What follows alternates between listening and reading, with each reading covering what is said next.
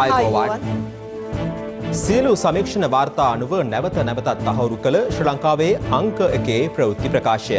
පැත්ත ගියත් ඇත්ත කියන හිරු රාත්‍රී 9:55 ප්‍රධාන ප්‍රවෘත්ති ප්‍රකාශය සමගින් මම අමිල්නාත් මාසිංහගේ. මම රුවනිකා කුමාරදාස මුලින්ම අවධානය දවසේ ප්‍රධාන පුවත් සිරස්තල වෙත.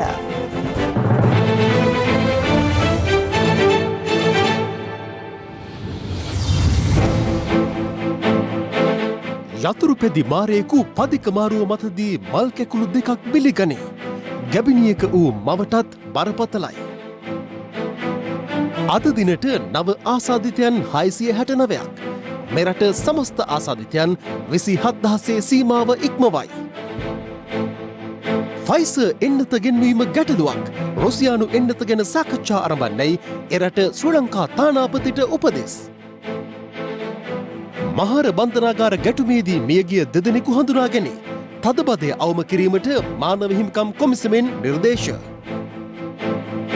හඳේ කොඩිය ගැසූ චීනය පරීක්ෂණ සඳහා පසුත් රැගෙන එයි. ඇෂුරන්ස් වෙතින් සිසුවක ප්ලස් ඔබේ දිවියට අපේ සවිය. වර්ල්පූල් හඳුන්වා දෙන එන්ටලි ෆ්‍රෙෂ් මාතලියේ අලුත්ම ශීතකරණය ඔබ වෙතට. මොරටුව එගොඩ උයන ප්‍රදේශයේ පදික මාරුවක් මත සිදු වූ අනතුරකින් ගැබිනි මවක බරපතල තුවාල ලබා ඇගේ සිගිති දීනියන් දෙදෙනා ජීවිතක්ෂයට පත්ව තිබෙන බව. අධික වේගයෙන් පැමිණි යතුරුපැදියක් ගැටීමෙන් මෙම අනතුර සිදුව තිබුණා. සැකකාර යතුරුපැදිකරු මීට දින කිහිපයකට පෙර මහමග තරගයට යතුරුපැදි ධාවනය කිරීම සම්බන්ධයෙන් පොලිස් අත්අඩංගුවටගෙන මුදලි පුද්ගලයෙක්. දවසේ පුවත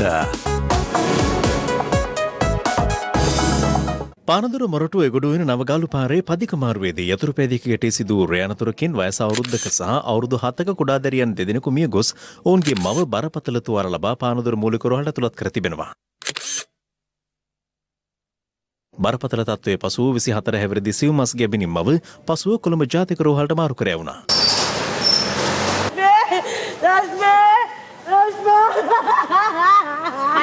ඒ රාත්‍රී 10:30ට පමණ සිදු වූ මෙම අනතුරින් මියගොස් ඇත්තේ මොරටුව එගොඩුවෙන ජෝසප් පෙදෙසේ පදිංචිව සිටි දැරියන් දෙදෙනෙක්. ගැබිනි මව අවුරුද්දක් වයස ඇති දැරිය වඩාගෙන අනෙක් දැරිය අතින් අල්ලාගෙන පදික මාරුවෙන් පාර මාරුවීමේදී පානදුර දෙස සිට මොරටුව දෙසට අධික වේගයෙන් පැමිණි යතුරුපැදිය ගැටී තිබෙනවා.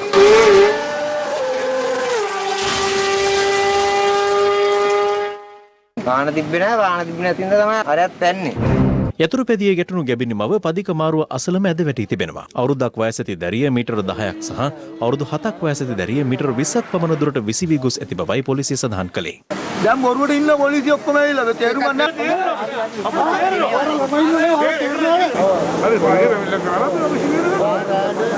ජීවිතක්ෂයට පත් වූ දැරියන් දෙදෙනාගේ මෘතදේහයන් පානදුර මූලික රෝහලේ තැන්පත් කර තිබුණා. ඥාතීන් පවසන්නේ ඔවුන්ගේ දේහයන් තැන්පත් කිරීමට හෝ නිවස ඉඩ පහසුකම් නොමැති බවයි. හරි පොඩ්ඩක් බලන්න ඒ තරම් මෙච්චර යහපැත්තේ මේල් පාරන්නේ දරුවෝ හොඳලා ඉන්නවා කියලා කරන්නේ මොන පාවලෝ විනාශ කරා දෙයියනේ මුණ්ඩ දෙලගේ බයික් කරලා යන්න දෙන්නකෝ ජනාධිපතිතුමාට කියන්න. අනතුරින් සුළු සීරීම් තුවාල ලැබූ යතුරුපැදිය ධාවනය කළ 20 හැවිරිදි සැකකරු එගොඩුවෙන පොලිසිය විසින් අත්අඩංගුවටගෙන මොරටු මහේස්ත්‍රාත් අධිකරණයට ඉදිරිපත් කළා.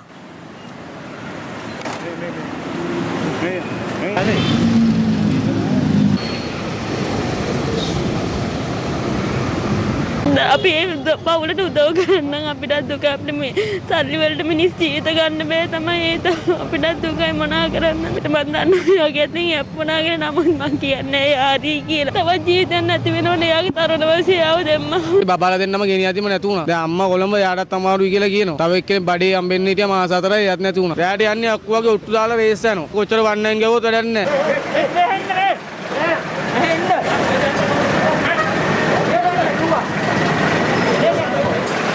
කරුණු සලකා බැලූ වැඩ බලන මහේස්ත්‍රාත්වරයා සැකකාර තරුණයා ලබන 18 වෙනිදා දක්වා ආරක්ෂිත බන්ධනාගාරගත කිරීමට නියෝග කළා. මෙම යතුරුපැදිකරු මීට සති දෙකකට පෙර මහමග තරංගයට යතුරුපැදි ධාවනයේ යෙදී සිටියේදී පානදුර දකුණ පොලිසිය විසින් අත්අඩංගුවට ගෙන තිබුණා. එෙහිදී පානදුර මහේස්ත්‍රාත් අධිකරණයට ඉදිරිපත් කළ සැකකරුට රුපියල් 15000ක දඩ මුදලක්ද නියම කෙරුණු බව පොලිසිය සඳහන් කළා.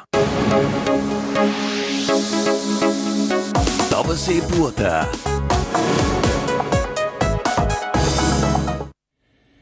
රුසියානු කොවිඩ් එන්නත මෙරටට ගෙන්වීම සම්බන්ධයෙන් එරට රජය සමග නිල සාකච්ඡා ආරම්භීමට ශ්‍රී ලංකා තානාපතිවරයාට උපදෙස් ලබා දුන් බව ඖෂධ නිෂ්පාදනය සැපියුම් හා නියාමන රාජ්‍ය අමාත්‍ය මහාචාර්ය චන්න ජයසුමන මහතා පවසනවා. මේ අතර අද දිනේ නව කොවිඩ් ආසාදිතයන් 669 දෙනෙකු වාර්තා වුණා.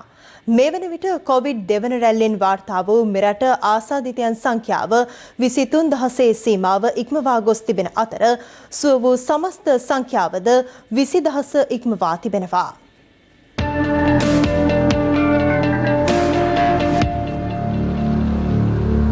අද දිනේ හඳුනාගත් නව COVID-19 ආසාදිතයන් 669 දෙනා අතරින් 487 දෙනෙකු මිනුවන්ගොඩ සහ පෑලියගොඩ පොකුරේ ආශ්‍රිතයන්. එනෝ මිනුවන්ගොඩ සහ පෑලියගොඩ පොකුර 23492ක් දක්වා ඉහළ ගියා.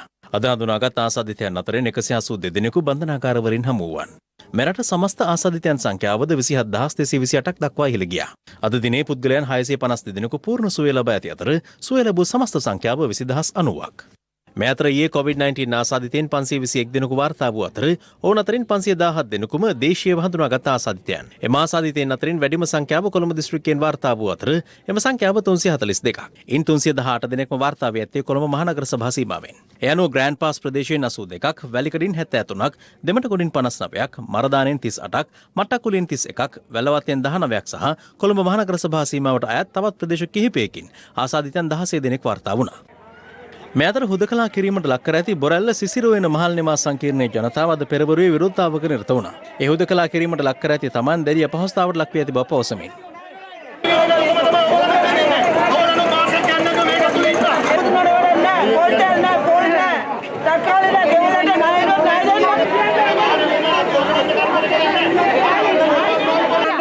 රස්සා කරන්න මම ඉතල යමු කරන්නේ මම මොන දුකක්ද විඳින්නේ මේ කල්දගී දවසම බඩගින්නේ ආල්වල්ල කන්න පුළුවන්ද දුනියන් වල නැතුව ඒ ගෑස් එක නෑ හොර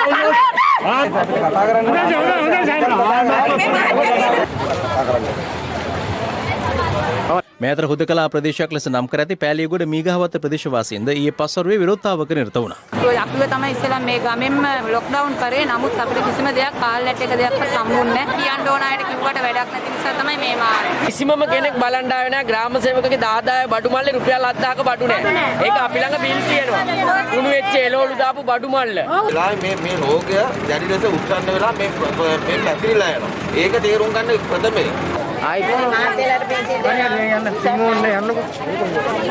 හුදකලා කර ඇති ප්‍රදේශ සම්බන්ධයෙන් නියෝජ්‍ය සෞඛ්‍ය සේවා අධ්‍යක්ෂ ජනරාල් විශේෂඥ වෛද්‍ය හේමන්ත හේරත් මහතා අදහස් පළ කළා. මේ ලොක්ඩවුන් කරපු මහල් නිවාස ගණනාවක මේ වන විට රෝගීන්ගේ වාර්තා වීම යම් ප්‍රමාණයකට අඩු වෙලා තියෙනවා. ඒ වගේම බොහෝ නොවන රෝග වලින් පෙළෙන අයට අවශ්‍ය කරන ප්‍රතිකාර ඒ ස්ථානවලටම ගොස් ප්‍රතිකාර කිරීම හේතු කොටගෙන ඒ ප්‍රදේශවල අපිට අර මුලින් වාර්තා වුණු ආකාරයේ අසාමාන්‍ය මරණ වාර්තා වීම අඩු වෙලා තියෙනවා. ඒ වගේම රෝගීන් හමු වීමත් යම් ප්‍රමාණයකට අඩු වෙලා තියෙනවා. මේ තත්ත්වය නැවත සමාලෝචනය කරලා ක්‍රමානුකූලව මේ ලොක්ඩවුන් කරන ප්‍රදේශ අඩු කිරීමට ඉදිරියේදී කටයුතු කරાવી. එහෙම නැති වුණොත් සිද්ධ වෙන දේ තමයි ජනතාව අතර මේ හුදකලා කිරීම සම්බන්ධයෙන් විරෝධාකල්පයක් බිහි වුණොත් එහෙම අත්‍යවශ්‍ය අවස්ථාවකදී අපිට ප්‍රදේශ හුදකලා කිරීමේදී ජනතාවගේ ප්‍රතිරෝධයක් මතුවෙන්න ඉඩ තියෙනවා. ඒ නිසා බලාපොරොත්තු වන විශේෂ මේ සතියාන්තයේ තත්ත්වය සමාලෝචනය කළා එළමෙන සතිය වෙනකොට මේ හුදකලා බව ඉවත් කළ හැකි ප්‍රදේශ මොනවද කියලා හඳුනගෙන ඒ තත්ත්වය ඇති කරන්න කියලා. මොකද ජනතාවගෙන් විතරක් නෙමෙයි අපි දැක්කා රජයේ වෛද්‍යාරික සංගමයේ වෙත පැමිණියා මේ රටේ ප්‍රධානම කලාකරුවන් රාශියක් සංගීත ශාස්ත්‍රයට සම්බන්ධ ශිල්පීන් ගණනාවක්. ඒගොල්ලන්ගේ ප්‍රශ්න ගැන අහුම්කම් දෙනකොට ඊටාම පැහැදිලි මෙතන සෞඛ්‍යමය ප්‍රශ්නයකට එහා ගිය ප්‍රශ්නයක් මේ හරහා නිර්මාණය වෙලා තියෙනවායි කිය. ඒ අනුව මේ තියෙන සීමා දැන් උදාහරණ විදියට විවාහ මංගල උත්සවය සඳහා දැනට පනවලා තියෙන සීමාව 50ක වගේ සීමාවක්. එතකොට ඒක ශාලාවේ 4500කට ඉන්න පුළුවන් තැනක් නෑ. එතකොට 50 කියන සීමාව අපි මීට වඩා එහා පැත්තට ගෙනියන්න පුළුවන්. ඒ වගේ මේ කටයුතු වලදී විද්‍යාත්මක ක්‍රමවේදයක් ඔස්සේ මේ රට නාම සාමාන්‍යකරණයත් එක්ක ඉස්සරහට ගෙන යාම සඳහා අපිට වැඩපිළිවෙලක් සකස් විය යුතුයි. ගත වූ දිනය තුළ මහනුවර දිස්ත්‍රික්කයෙන් නව ආසාදිතයන් 91 දෙනෙක් වාර්තා වූ අතර කළුතර දිස්ත්‍රික්කයෙන් 44ක්, අම්පාර දිස්ත්‍රික්කයෙන් 17ක් සහ ගම්පහ දිස්ත්‍රික්කයෙන් ආසාදිතයන් 11ක් වාර්තා වී තිබෙනවා. මේ අතර පිළියන්දල ප්‍රදේශයේ පදිංචි 72 වැරදි විශ්‍රාමික වෛද්‍යවරයෙකු අංගුඩ ජාතික බෝන රෝග විද්‍යායතනයේදී ජීවිතක්ෂයට පත්වීමත් සමග මෙරට සමස්ත කොවිඩ් මරණ සංඛ්‍යාව 130ක් දක්වා ඉහළ ගියා. කොවිඩ් ආසාදනය වී මෙරටදී මියගිය ප්‍රථම වෛද්‍යවරයා වන්නේද මොහුයි. ඔහුගේ මරණයට හේතුව වී ඇත්තේ COVID-19 නියුමෝනියාව නිසා උග්‍ර වූ බැක්ටීරියා ආසාදනය සහ හෘද රෝග තත්ත්වයයි. මේ අතර අටලුගම ප්‍රදේශයේ ආසාදිතයින් වාර්තා වීම ඉහළ ප්‍රතිශතයක පැවතීම සැලකිල්ලටගෙන එම ප්‍රදේශයට පොලිස් ඇඳිරි නීතිය පැනවිය යුතු බව රජයේ වෛද්‍ය නිලධාරීන්ගේ සංගමය පවසනවා. දැන් අලුතෙන් එන PCR ප්‍රතිඵලනේ 50% විතර පොසිටිව්. මේක සැලකිය යුතු වගේක්. මේ දක්වා මේ සමාජයේ මේ විදිහට ලොකු නියදියක පොසිටිව් වීමක් අපි දැක්කේ නැහැ. මෙච්චර ප්‍රතිශතයක් 20000ක විතර ජනගහනයක් ඉන්නවා මේ ප්‍රදේශය තුල. එතකොට ඒකෙන් 4000ක් පොසිටිව් වුණත් ඒක විශාල අවදානමක් වෙනවා අපේ රටේ පද්ධතියේ සීමාවන් පවත්වාගෙන යාමේ. අටලුගම වගේ දුෂ්කර ප්‍රදේශවලට ඒ කියන්නේ මේ පාලනය කිරීම අමාරු වෙලා තියෙනවා. ජනතාවගේ සහයෝගයත් යම් අඩු මට්ටමක තියෙන ප්‍රදේශ සම්බන්ධයෙන් අර හුදකලා කිරීම කියන එකට එහා ගිහිල්ලා පොලිස් ඇඳිරි නීතිය පනවලා සීමිත දවස් ගානකට වෙන්න පුළුවන්. මොකද එතකොට තමයි අපිට මේ රෝගීන් ටික සහ ආවේක්ෂණ ක්‍රියාවලිය මහජන සෞඛ්‍ය පරීක්ෂක මහතුරුන්ට සහ සෞඛ්‍ය වෛද්‍ය නිලධාරීන් වලට වඩාත් හොඳින් කරගන්න පුළුවන්. ඒ සඳහා අඩුම ගානේ දවස් 2-3කට හෝ ඒ ප්‍රදේශවල නිරෝධයන් ඇඳිරි නීතිය පනවන්න පුළුවන් නම් ඒ හරහා යම් පාලනයක් මීට වඩා ඇති කරගන්න පුළුවන්ද කියන කාරණේ සම්බන්ධයෙන් ප්‍රාදේශීය සෞඛ්‍ය බලධාරීන්ගේ අදහස් විමසලා අවශ්‍ය තීන්දුව తీරන කඩිනමින් ප්‍රකාශයට පත්විය යුතුයි. මේ අතර ගාල්ල දිස්ත්‍රික්කයේ අද දිනය තුල COVID-19 ආසාදිතයන් 20 දෙනෙකු වාර්තා වී තිබෙනවා. දිස්ත්‍රික්කයක් හැටියට වැඩිම රෝගීන් සංඛ්‍යාවක් වාර්තා වුණේ අද දිනේදී රෝගීන් 20ක් වාර්තා වුණා. මේ ප්‍රදේශ දැඩි ජනගහනයක් තියෙන ප්‍රදේශයක්. මේ අතර රුහුණු විශ්වවිද්‍යාලයේ හපුගල පිහිටි ඉංජිනේරු පීඨයේ ශිෂ්‍යයන් දෙදෙනෙකුට COVID ආසාදිත බව හඳුනාගෙන තිබෙනවා. ඒ තොරාගත් සිසුන් 293 දෙනෙක් සඳහා සිදු කළ PCR පරීක්ෂණ වලින්. මේ අතර බද්දේකම බාලිකා පාසලක සිසුවියකට COVID-19 ආසාදිත බව තහවුරු වී ඇති අතර පාසල විෂවිජහරණය කිරීම අද සිදු කළා.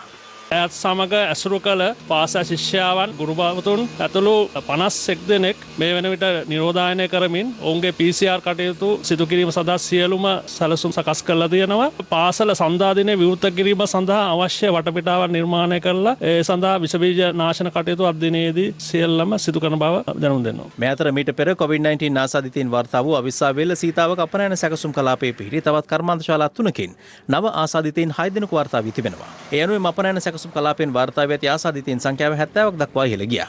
මේ අතර ඇහැලියගොඩ සෞඛ්‍ය බල ප්‍රදේශයෙන් අද කොවිඩ් ආසාදිතයන් 17 දෙනෙකු වාර්තා වුණා. ඔවුන්ගෙන් 6 දෙනෙක් දිවුරුම්පිටිය ඇඟලුම් කම්හලේ සේවකයින් වන අතර සිසු 11 දෙනා ඔවුන්ගේ ආශ්‍රිතයන්.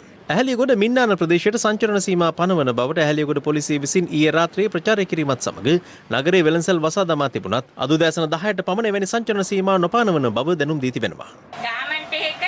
පැමිණි ඉඳීමනව කියලා දෙයක් දෙනවනේ. ඒතකොට දැන් ලොක්ඩවුන් එක නොතිබුණ හින්දා කෙලින්ම නෝකේ දාන්න යනවා. ඉතින් මිනිස්සු අතේ තිබුණු සල්ලි වලට බඩු මුට්ටු ටික අරන් ගියා ණයටත් එක්කලා. දැන් මිනිස්සුන්ට අතේ සතයක් නැහැ කීයක්වත්. අපි කඩ අරිනවද වහනවද මොකද්ද තීරණයක් නැහැ. අවසානට ආපහු මිනිස්සු අපහසුතාවයට පත් කළා. ඊට පස්සේ උදේ ආයේ මේ විකාරයක් කළා මේක නවත්තලා දැම්මහපො. මොකද්ද කියලා තේරුම් ගන්න නැහැ. මේ අතර ශ්‍රී ලංකා දුම්රිය ස්ථානාධිපති සංගමේ ප්‍රවෘත්ති සාකච්ඡාවක් ඇඳවමින් ප්‍රධාන දුම්රිය ස්ථානවලින් ආසාදිතයින් වාර්තා වීම පිළිබඳව අදහස් පළ කළා. මේ මොහොත වෙන විට සෞඛ්‍යාංශ වලින් ගැසට් කරලා තියෙන දුම්රිය මගීන්ගේ තොරතුරු සටහන් කරගන්න ක්‍රමවේදය සහ ආසන පැනවීමේ ඇතුළු ප්‍රවාහන පාසුකම් සපයන ක්‍රමවේද සියල්ල දුම්රිය දෙපාර්තමේන්තුව විසින් උල්ලංඝනය කරමින් කටයුතු කරනවා. මෙහෙම තියෙද්දි සේවකීන් තලා පෙලා දමමින් මේ කරන එකට විරෝධය අපි මේ මොහොතේ පළ කරනවා. හරියට ආඩි 7 දෙනාගේ කැඳහැලිය වගේ වෙලා තියෙන දුම්රිය දෙපාර්තමේන්තුව. මේ අතර රුසියානු ස්පුට්නික් 5 වෙන්නත මෙරටට ගෙන්වීම සම්බන්ධයෙන් නිල සාකච්ඡා ආරම්භ කිරීමට රජයේ රට ශ්‍රී ලංකා තානාපතිවරයාට උපදෙස් ලබා දී තිබෙනවා. ඇත්තටම ලෝක සෞඛ්‍ය සංවිධානයේ දැනුම් දීලා තියෙනවා පෙබරවාරි මාසයේ දෙවනි සතිය වෙනකොට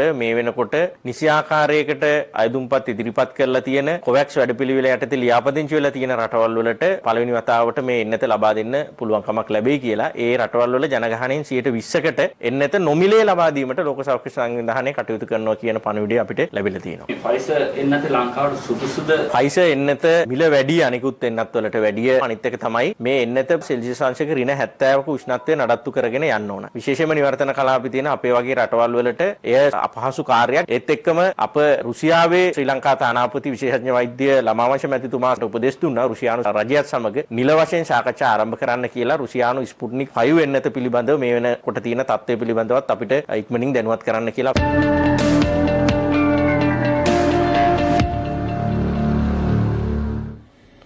මහර බන්ධනාගාරයේ ඇති වූ ගැටුමෙන් ජීවිතාක්ෂරපත් වූ රදවියන් 11 දෙනාගෙන් දෙදෙනෙකු ඥාතීන් විසින් හඳුනාගෙන ඇති බව පොලිස් මාධ්‍ය ප්‍රකාශක නියෝජ්‍ය පොලිස්පති අජිත් රෝහණ මහතා සඳහන් කළා. මේ අතර රාජ්‍ය අමාත්‍ය ලොහාන් රත්වත්තේ මහතා අද වැලිකඩ බන්ධනාගාරයේ නිරීක්ෂණ චාරිකාවකට එක්වෙමින් සඳහන් කළේ දෙසැම්බර් 31 වෙනිදා වන විට සිරකරුවන් 8000ක් නිදහස් කිරීමට බලාපොරොත්තු වන බවයි. බන්ධනාගාර කළමනාකරණ හා සිරකරුවන් පුනරුත්ථාපන කටයුතු රාජ්‍ය අමාත්‍ය ලොහාන් රත්වත්තේ මහතා වැලිකඩ බන්ධනාගාරයේ නිරීක්ෂණ චාරිකාවකට එක්වුණේ අද පසුරුවේ. මෙහිදී රැඳවියන් මුහුණ පා සිටින ගැටලු කෙරෙහි රාජ්‍ය අමාත්‍යවරයාගේ අවධානය යොමු වුණා.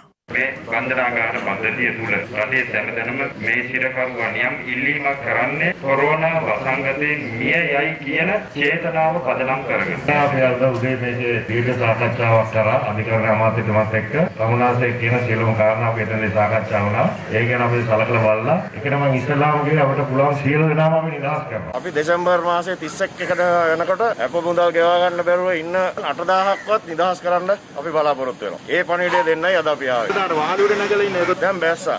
මාර කොහොමද තත්ත්වය දැන්? මාර කිසිම ප්‍රශ්නයක් නැහැ. අරන් තියෙන ක්‍රියාමාර්ගයේ අවශ්‍ය සියලුම ක්‍රියාමාර්ග අරන් තියෙනවා. ඒක තමුන්නාසලට කියන්න අමාරුයි. මේ අතර පසුගිය 29 වනදා පස්වරුවේ මහර බන්ධනාගාර පරිසරයේ ඇති වූ නොසන්සුන් තත්වයෙන් මියගිය රඳවියන් 11 දෙනා අතරින් දෙදෙනෙකු හඳුනා ගැනීමට හැකි වී ඇති බව පොලිස් මාධ්‍ය ප්‍රකාශක නියෝජ්‍ය පොලිස්පති අජිත් රෝහණ මහතා සඳහන් කළා. එක් මෘත ශරීරයක් ජායිල ප්‍රදේශයේ පදිංචි පුද්ගලයෙක්ගේ අනෙක් මෘත ශරීරය හුණුපිටිය ප්‍රදේශයේ පදිංචි පුද්ගලයෙක්ගේ වත්තල මොවුන් දෙදෙනාම මද්‍රව්‍ය වැරදි සම්බන්ධයෙන් රිමාන්ඩ් භාරයට පත් කර සිටි අය බවටයි වාර්තා වෙන්නේ. එම මෘත ශරීර හඳුනා ගැනීමෙන් පසුව පශ්චාත් මරණ පරීක්ෂණ පැවැත්වීමට නියමිතව තිබෙනවා. මීට අමතරව මේ සියලු මෘත ශරීරවල ඇඟිලි සලකුණු ලබා ගැනීමක් සිදු කර තිබෙනවා. මේ මෘත ශරීරවල DNA පරීක්ෂණ සිදු කිරීම සඳහා සාම්පල් ලබා ගැනීමටත් නියමිතව තිබෙනවා. හඳුනා ගැනීම නිසැකවම තහවුරු කිරීම සඳහා අපරාධ පරීක්ෂණ දෙපාර්තමේන්තුවේ කණ්ඩායමේ නිලධාරීන් සංඛ්‍යාව 20ක් දක්වා වැඩි කරලා තිනවා. මුලින්ම නිලධාරීන් 12 දෙනෙක්ගෙන් මේ විමර්ශනය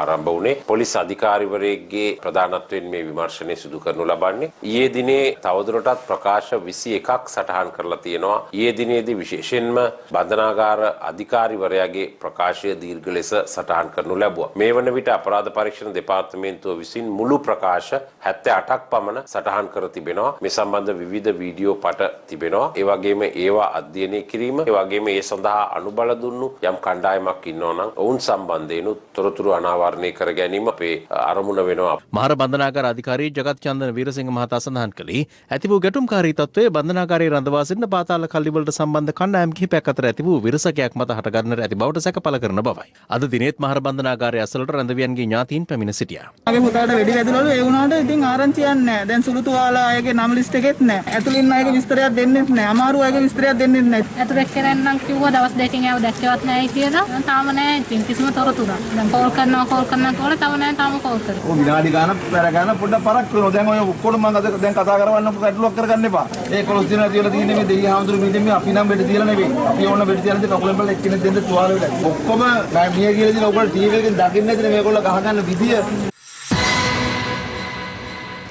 බුදුන් වහන්සේ දේශනා කළ ශ්‍රී සද්ධර්මය ආරක්ෂා කිරීම මෙරට ජීවත් වන සියලු අන්‍යාගමිකයින්ගේ වගකීමක් බව අගරදුගුරු අතිඋතුම් මැල්කම් කාදින රංජිත් හිමිපාණන් පෙන්වා දෙනවා.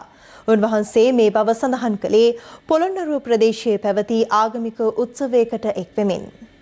පොළොන්නරුව ඉසිපතන මහ විහාරස්ථානයේ විහාරාධිපති උතුරුමැද පළාතේ ප්‍රධාන සංඝනායක පූජ්‍ය උඩගම ධම්මානන්ද හිමියන්ගේ 81 වන ජන්මදිනය නිමිත්තෙන් සංවිධානය කර තිබූ දහවල් දානමය පින්කම් සඳහා කොළඹ අගරදුගුරු අතිඋතුම් මැල්කම් කාදිනල් රංජිත් හිමිපාණන්ද පැමිණ සිටියා. එහිදී ධම්මානන්ද හිමියන් සහ අගරදුගුරු හිමිපාණන් එකිනෙකා වහන්සේ වෙත දන් පිළිගැන්වූයේ මෙලෙසින්.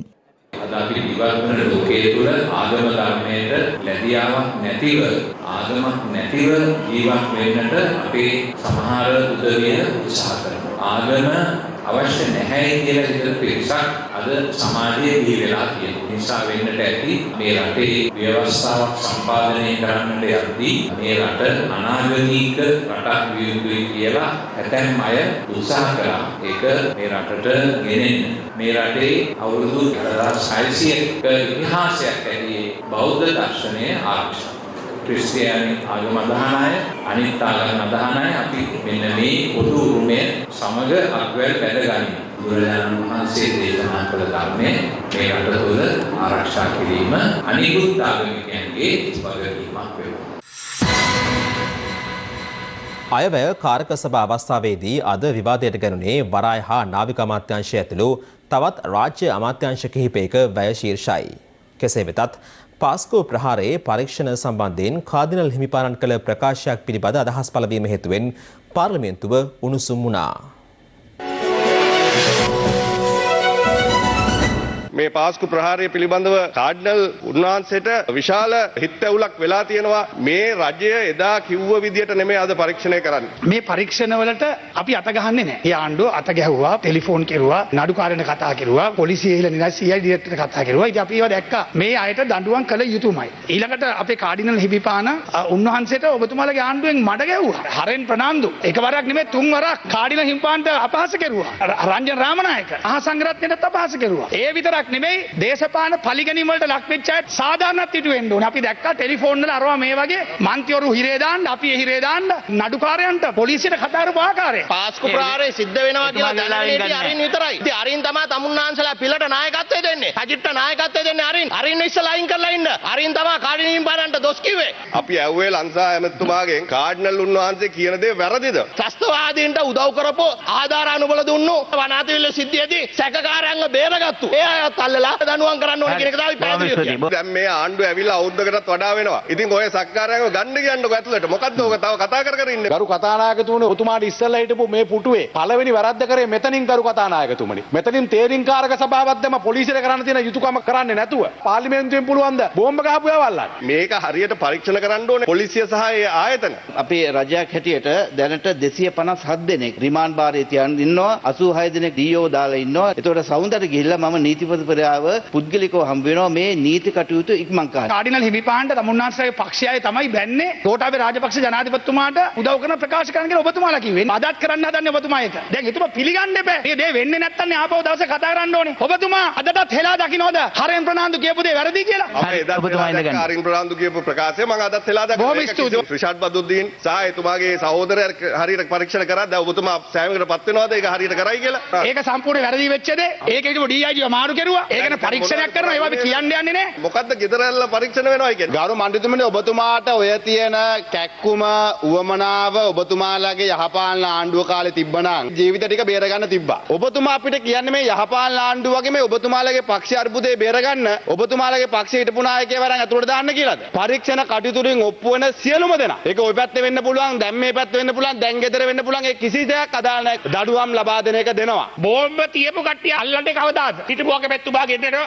හිටපු ජනාධිපතිතුමා ගෙන්නනවා, පූජිත ගෙන්නනවා, හේමසිරි ගෙන්නනවා. ඒගොල්ලෝ බෝම්බ දීපේ නෑනේ. සිද්ධීන් 8ම දැන් සම්පූර්ණයෙන්ම ඉන්වෙස්ටිගේෂන් ඉවරයි. ඒතකොට ඒ නඩු දානකොට ඔබතුමාලාට මේ පුළුවන් වෙයි දැනගන්න කවුද යාට සහයෝගය දීලා තියෙන්නේ, කවුද යාට මුදල් දීලා තියෙන්නේ. දැන් ඔබතුමා කියන්නේ සියලු දෙනාම මේ වෙනකොට අත්අඩංගුවට අරන් තියෙන්නේ ඔක්කොම. ඔබතුමාලා ගිය පාර්ලිමේන්තුවේ විශ්වාස භංගයක් ගෙනාවා මේ ඒ රජයේ ඇමතිවරයෙක්ට විරුද්ධව. ඒ කරුණු එතකොට ඔබතුමාලා කියන්නේ ඒවා ඔප්පු වෙලා නැහැ කියලා මේ අවස්ථාවේ. දැන් මෙහෙමයි ඉන්වෙස්ටිගේෂන් එකක් තියෙනවනේ. ඒක තියෙන රහස් තියෙන තොරතුරු ඔබතුමාට මම දෙන්නේ නැහැ. සමහර ඉන්නවා නඩුව යන අතරතුරේදී අත්අඩංගුවට ගන්න ඉන්න අය ඒ නම් ටික ඉතුරු ගත්තොත් ඔබතුමාට ශාන්තව පෙන්නවා වගේ පන්නන්න පුළුවන්. සමහරවිට මේ සභාවේ ඉන්න අයත් ඒකට සම්බන්ධයි කියලා ඔප්පු වෙන්න පුළුවන්. දඩයම කරේ තියාගෙන යනකොට තුවක්කුව බැන්දේ කවුද කියලා දන්නවා. අපිට කියන්න බැරි නම් ওই රහස් ටික ගරු කතානායකතුමනි අඩුතරමේ කතෝලික සභාවට ඕක දැනුවත් කරන්න ඔබතුමාලට බැරියයි. අග්‍රාමාත්‍යතුමා කාඩිනල් හිමිපාණන් හමු වෙලා ඒ සම්බන්ධව උන්වහන්සේත් එක්ක කතා කරා. ඒ වගේ මම ඔබතුමාට කියනවා මේ කාඩිනල් හිමිපාණන්ගේ දේශපාලනයට ගන්න එපා, තුට්ටු දෙකේ දේශපාලනයට වැටෙන්න එපා.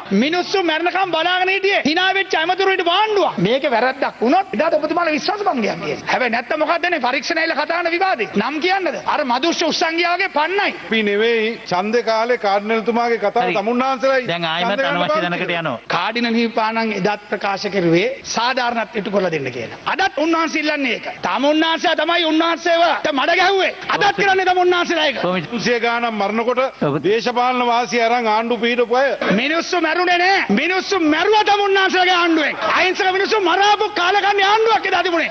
තමුන්නාන්සලාගේ ආණ්ඩුව. ගරු කතානායකතුමනි මෙතුමා කිව්වා මදුවිශ්ව කවුද පැන්නුවේ කියලා. මේ රටම දන්නවා මදුවිශ්ව රට පැන්නුවේ කවුද කියලා. හරි ඒක දැන් වැඩක්. මදුෂ්‍ය පැන්නුවේ අධිවේගී මාර්ගයේ තමුන්නාන්සලාගේ ඇමතිවරයෙක්. මේ විපක්ෂයේ අද මේ වගේ අවසාන කතාවකදී පරිණත බුද්ධියක් තියෙන විෂය ගැන දන්න කෙනෙකුව තමයි අවසාන කතාව ලබා දෙන්නේ. කාටද ලබා දුන්නේ? දුන්නේ පිරිමි ගණිකාවකට.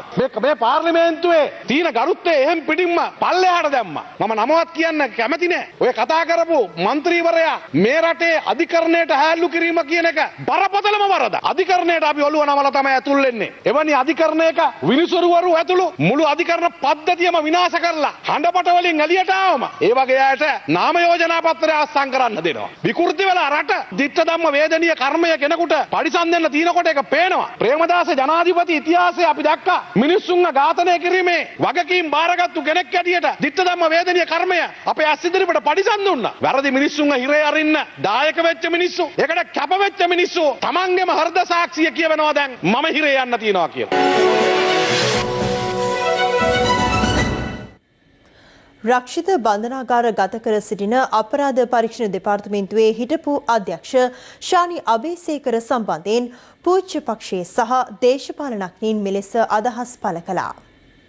ශානි අබේසේකර තමයි යහපාලන ආණ්ඩුවේ රැකවරණය වෙනුවෙන් පවත්වා ගැනීම වෙනුවෙන් සියලුම අනවශ්‍ය වැඩ සිදු කරපු කෙනා.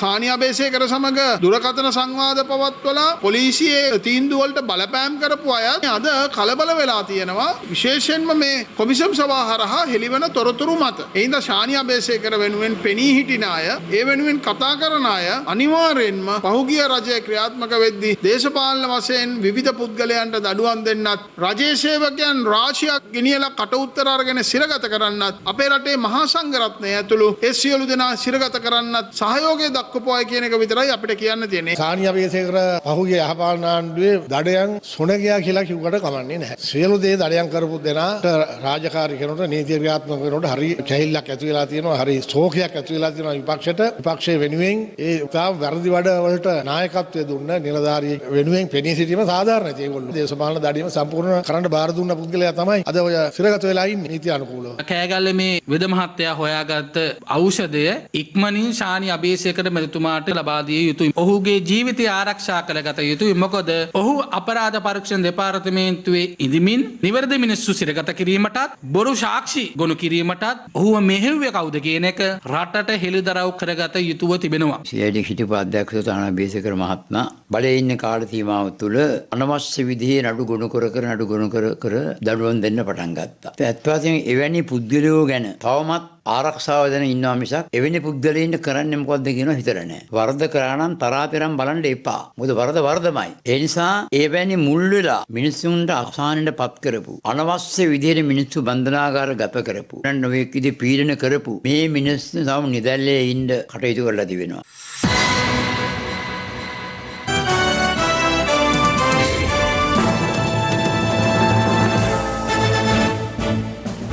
ඓතිහාසික දෙවනගල පුදබිම වැනි පුරාවිද්‍යාත්මක උරුමයන් රැක ගැනීමට රජය මැදිහත් විය යුතු බව මල්ලතු පාර්ශවයේ අනුනායක පූජ්‍ය නිබුල් කුමරේ විමල ධම්ම හිමි පවසනවා. උන්වහන්සේ මේ බව සඳහන් කළේ දෙවනගල රජමහා විහාරස්ථානයේ විහාරාධිපති පූජ්‍ය මැදිරිගිරියේ පඤ්ඤාසාර හිමියන් තමන් වහන්සේ බැහැදකීමට පැමිණි අවස්ථාවේදී. දෙවනගල පුදබිමේ සිදුවන පුරාවිද්‍යාත්මක උරුමයන් විනාශ කිරීම පිළිබඳ මහා සංඝරත්නය දැනුවත් කිරීමට දෙවනගල රජමහා විහාරාධිපති පූජ්‍ය මැදිරිගිරියේ පුඤ්ඤාසාර හිමියන් පළමුව වැඩම කළේ ගැටඹේ රාජෝපවානාරාම විහාරස්ථානයේ වෙතයි. නෝරයෝගේ පූජා කරපු සෙල්ලෙදී මහා පාර හදනකොට කබීර් හෂීම්ලා මේ ගල් පෝරම ඔක්කොම විනාශ වෙලාද මේවා අර හිරු සියයේ කණ්ඩායමෙන් අනාවරණය කරන්න තමයි නායක අහන්නේ ලොවට හෙළිවුන්. දැන් මෙයාලා සාහසික විදිහට හැසිරුණා. දැන් හිරු සියයේ මාධ්‍ය ප්‍රාදේශීය වාර්තාකරුටත් පහර දෙනවා. හිරුගෙන් නිසා තමයි මේ රටේ හැම එකම පිළිහෙට එන්නේ. වැරදි. නිසා බයෙන් යන්නේ හිරුගේ දක්මන් ආගෙන කියනවා මේ වැඩේ ඉවර වෙනකම්ම හිරු ආරක්ෂාවට ඉන්නවා කියලා. අනතුරුව පූජ්‍ය මැදිරිගිරියේ පුඤ්ඤාසාර හිමියන් මල්ලතු මහා විහාරයේ වෙත වැඩම කළා. එහිදී මල්ලතු පාර්ශවයේ අනුනායක පූජ්‍ය දිඹුල් කුඹුරේ විමල ධම්ම හිමි බැහැදක දෙවනගල පුදබිමේ වත්මන් තොරතුරු පිළිබඳ උන්වහන්සේ දැනුමත් කළා.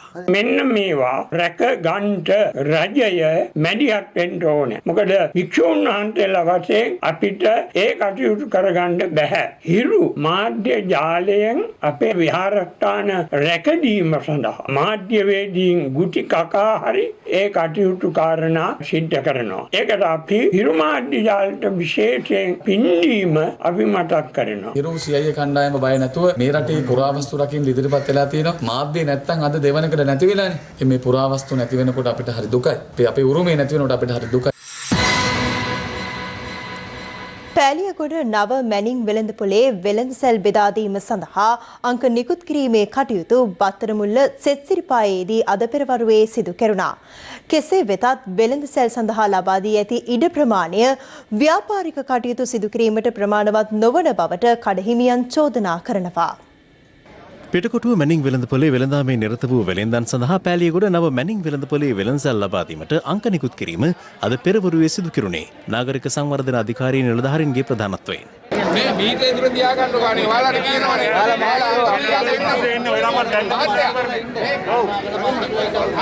ඉස්සරහට එන්න. සිංහල දෙන්නල කට්ටියට. අර පොලි බැලලා කියලා චෙක් කරගන්න.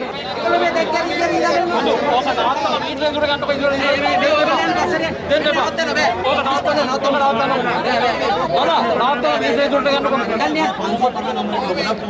හරි මහත්තයෝ දැන් මේකනේ දැන් ඔයත් දැනගන්න ඕන ඔයාගේ 550 නම් ඉස්සරහින් ඉන්න මිනිස්සු කවුද කියලා.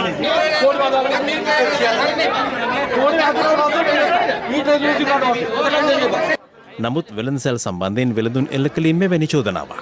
පැහැදිලිව කිව්වා මේ කඩ පිටස්තරායට දෙන්න දෙන්නේ නැහැ. මේ අඩි 15 කඩ දීලා තියෙන්නේ මේක හරි විදියට අපි බෙදනවා කියලා. නමුත් දැන් මේ කඩ අඩි 6 වගේ කඩ එන්නේ. තරාදියයි කබඩ් එකයි තියාගත්තාම මිනිස්සුයෙකුට ඉන්න ඉඩ නැහැ. නගර සභාවේ කුලියට වැඩිය 10 ගුණයක විතර වැඩි කුලියක් අය කරලා දිනවා. ඉතා කුඩා කඩ වලට. රජයෙන් කිසිම විදියක ආධාරයක් බලාපොරොත්තු වෙන පිරිසක් නෙවෙයි වෙළඳ ප්‍රජාව කියන්නේ ගෞරවනීය පිරිසක්. මම කියන්නේ මේ පිරිසට ගෞරවනීය ලෙස රසාව කරගෙන යන්න සාධාරණ ආකාරයෙන් සියලු දෙනාට කඩ හිමියන්ට බලපත් ලාභීන්ට කඩ ලබා දෙන්න. දැන් අපේ කඩේ අඩි 12 කඩේ අපිට අඩි 6කට යනවා කියන අපි කනත්තේ බලක්කාරනවා දෙනවා වගේ තරක් තමයි අපිට කරන්න හදන්නේ. අපි ඒකට කැමති වෙන්නේ නැහැ කොහොමද? මේ රජෙනුත් අපිට කිව්වා සම්පූර්ණ ඔයාලට අංග සම්පූර්ණ කඩ ලබා දෙනවා කියලා. ඒ වචනේ වෙනස් වෙලා තියෙනවා. මේ වෙනුවෙන් අපි මාපාරුවට බයින්ද ලෑස්ති. අඩි 3ක් අඩි 6ක් අරගෙන වැඩක් නැහැ. අපිට මේ අලුත් මාකට් එක ඕනේ නැහැ. අපිට මේ පරණ මාකට් එක අරලා දෙන්න. 12 6 කඩයක් තමයි අපිට තියලා තියෙන්නේ. ඇත්තටම අපි බුලත් පිටිය කුන්න මිනිස්සු නෙවෙයි. සාමාන්‍යයෙන් ගෝවා ගෝණියක දිගම අඩි 6ක් වෙනවා. එහෙම වුණොත් මං අල්ලපු කඩේ මිනිස්සුත් එක්ක හැමදාම ගුටි ගහගෙන ඉන්න වෙලා තියෙන්නේ. මෙතන තියෙන අද ප්‍රධාන ප්‍රශ්නය තමයි කඩ පොඩි වීම සහ ලොකු වීම. ඒක මං හිතන්නේ යම් කිසි දෙයක් තේරුම් ගන්න බැරි වුණා. අවසානයේ අපි නියෝජ්‍ය අධ්‍යක්ෂතුමා සමග සාකච්ඡාවක් කරා. ඕනෙම කෙනෙකුට ඉල්ලීමක් කරන්න පුළුවන් Tamanට වෙන අසාධාරණයි. Tamanට වර්ග අඩි ප්‍රමාණය අඟලක් හෝ අඩු නම් ඒ අයට නිසි ප්‍රමාණයේ කඩේ ලබා දෙන බවට නියෝජ්‍ය අධ්‍යක්ෂතුමා UDA එකේ අපිට පොරොන්දු වුණා.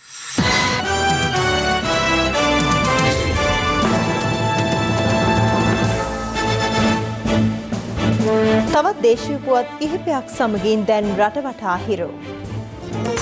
රටවටා හිරු. ජනාධිපති ගෝඨාභය රාජපක්ෂ මහතා අද පෙරවරුවේ ශ්‍රී මහා බෝධීන් වහන්සේ අභියස ආගමික වතාවත්වල නිරත වීමෙන් අනතුරුව අටම ස්ථානාධිපති පූජ්‍ය පල්ලේගම සිරිනිවාස නාහිමියන් බැහැදක ආශිර්වාද ලබා ගත්තා. අනතුරුව රුවන්වැලි මහා සෑය පුදුමෙන් වෙත ගිය ජනාධිපතිවරයා රුවන්වැලි රජමහා විහාරාධිපති පූජ්‍ය පල්ලේගම හේමරතන නාහිමියන් බැහැදක සුහද පිළිසඳරකද නිරත වුණා. රුවන්වැලි මහා සෑය රදුන් අභියස ආගමික වතාවත් වී නිරත වූ ජනාධිපති ගෝඨාභය රාජපක්ෂ මහතා අනුරාධපුර පූජා භූමි සංවර්ධන සැලැස්ම විමර්ශනය කළා. COVID-19 ව්‍යාප්තියත් සමග දුෂ්කරතා රැසකට මුහුණ පා සිටින අපේම ජනතාවගේ සුව සහනය වෙනුවෙන් ක්‍රියාත්මක රට වෙනුවෙන් හිරු සහන යාත්‍රා ක්‍රියාන්විත යටතේ ශ්‍රී ලංකා රතුකුරුස සමාජය හා එක්ව කුරුණෑගල නගරයේ ස්ථාන කිහිපයක්ම උෂ්භවිචාරණය කිරීම අද සිදු කෙරුණා. බණ්ඩාරගම ගැලණිගම හන්දිය අසලදී ආපදාවට ලක් වූ බස් රථයක් ඇදගෙන යාමට යොදාගත් දම්වැලක යතුරු පැදියක් හැපී ඒ රාත්‍රී අනතුරක් සිදු වූ අතර ඒ අසල පිහිටි ආරක්ෂක කැමරාවක මෙලෙස සටහන්ව තිබුණා. අයහපත් කාලගුණයේ හේතුවෙන් මස්කෙලිය නල්ලතනිය මාර්ගයේ නල්ලතනිය මෝහිනී ඇල්ල ආසන්නයේ මාර්ගයේ පස්කන්දක් කඩා වැටෙන ආකාරයයි මේ. ගාල නගරයට ඇදහැළුණු අධික වර්ෂාවත් සමග මාර්ග කිහිපයක් ජලයෙන් යට වූ අතර එම ප්‍රදේශවල දැඩි සුළං තත්ත්වයක්ද පැවතියා. මේ අතර අධික වර්ෂාව හේතුවෙන් පුත්තලම් ප්‍රදේශයේ මාර්ග කිහිපයක් යට වී තිබුණේ මෙලෙසින්. බොරවි සුළුගුණාටුවේ බලපෑමෙන් යාපනයේ දිස්ත්‍රික්කයේ අධික වර්ෂාපතනයක් ඇදහැරෙන අතර යාපනයේ නගරයේ ස්ථාන කිහිපයක්ද ජලයෙන් යටව පැවතියා. රටවටා හිරු. ලොව වටා හිරු.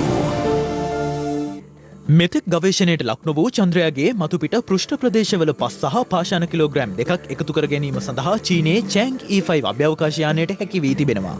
සාම්පල එකතු කර ගැනීමෙන් පසු චීන ජාතික කොඩියද සඳ මතුපිට ස්ථාපිත කිරීමට මිනිසුන් රහිත මෙම අභ්‍යවකාශ යානයට හැකි වුණා. එලෙස සඳ පෘෂ්ඨය මත ජාතික කොඩියක් ස්ථාපිත කෙරුණේ වසර 50කට පසුව වන අතර මීට පෙර 1969 වසරේ ජූලි 20 වන දින ඇපොලෝ 11 මෙහෙයුමේදී ඇමරිකානු ජාතික කොඩිය ලොව ප්‍රථම වරට සඳ පෘෂ්ඨය මත ස්ථාපිත කෙරුණා. පසුගිය නොවැම්බර් 24 වෙනිදා මිනිසුන් රහිත චෑන්ග් E5 අභ්‍යවකාශ යානය චීනයේ වෙන්චෑන් අභ්‍යවකාශ මධ්‍යස්ථානයෙන් කක්ෂගත කෙරුණා. සඳ පෘෂ්ඨය මත සියලු මෙහෙයුම් සාර්ථකව අවසන් කළ මෙම යානය පෘථිවි කක්ෂයට මේ වන විට ඇතුළත් වී ඇතැයි විදෙස් මාධ්‍ය වාර්තා කළා. ලොව වටා හිරු. ඒ සමගින් අදට ඔබෙන් සමගන්නවා. පැත්ත නොගත් ඇත්ත දැනගැනීමේ අයිතිය තවදුරටත් තහවුරු කරගන්න තිරේ දිස්සන පරිදි ඔබගේ ජංගම දුරකථන ජාලයට අනුව හිරු SMS ප්‍රවෘත්ති සේවාව සක්‍රිය